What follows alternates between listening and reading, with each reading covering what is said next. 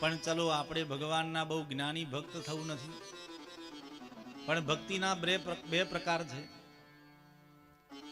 એક માર્જારી ભક્તિ અને એક વાનરી ભક્તિ. તમે વાંદરાને જોયો હશે. વાંદરાની માતા જે હોય ને એનું બચ્ચું છાતીએ ચોંટાડે અને એક ઝાડ ઉપરથી બીજા ઝાડ ઉપર, બીજા ઝાડ ઉપરથી ત્રીજા ઝાડ ઉપર કૂદે. આપણે ત્યાં અમુક ગામો બાજુ વાંદરા બહુ એમ, આ પ્રાંતમાં કદાચ થોડા ઓછા છે આટલામાં નહીં, પણ આ બાજુ રોનેર ને જયસિંહપુરા ને એ બાજુ તો બહુ.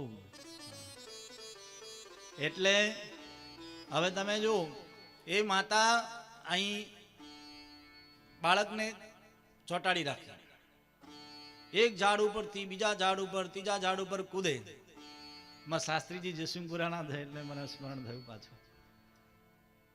હવે એ ઝાડ ઉપર કૂદતું હોય ને બચ્ચું લટક્યું હોય, આપણને એમ થાય કે આ પડે તો, પણ એમાં પકડવાની જવાબદારી કોની હોય છે? માતાની કે બાળકની? જો આ જવાબ અહીંથી વધારે મળશે. હા, કોની જવાબદારી હોય છે? બાળકની, માતાની હોતી નથી. જે જ્ઞાની છે ને એને ભગવાનને પકડી રાખવા પડશે, શાસ્ત્રોથી, વિધિઓથી, અનુષ્ઠાનોથી, પૂજાથી. એમાં ભગવાનની જવાબદારી ઓછી. ભગવાન ક્યારે છૂટી જાય તો ભક્તનો વાંક. પણ બીજી ભક્તિ છે માર્જારી ભક્તિ. હવે આપણે બધા બિલાડી પણ જોઈ. બિલાડી જન્મ આપે ને બચ્ચાને, એટલે આપણે ત્યાં કહેવાય છે ને કે બિલાડી 7 ઘર બદલે અને 7 ઘર ફેરવે તો એ બિલાડી એ જ મોઢાથી કેટલા ઉંદર ચાવી ગઈ હોય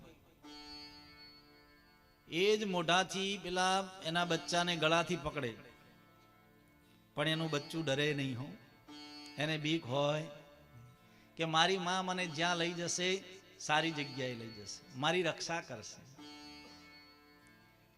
ગળેથી પકડીને લઈ જાય, પણ બાળકને ચિંતા હોય. એમાં જો કદાચ દાંત વાગી જાય, બાળક પડી જાય તો એમાં માની જવાબદારી, એમાં બચ્ચાને કઈ ચિંતા હોય. એમ આપણે પણ ભગવાનના એવા ભક્ત બની જઈએ કે અમે પડીએ, હારીએ, અમને વાગે, તૂટે, જે થાય પ્રભુ તારી જ જવાબદારી.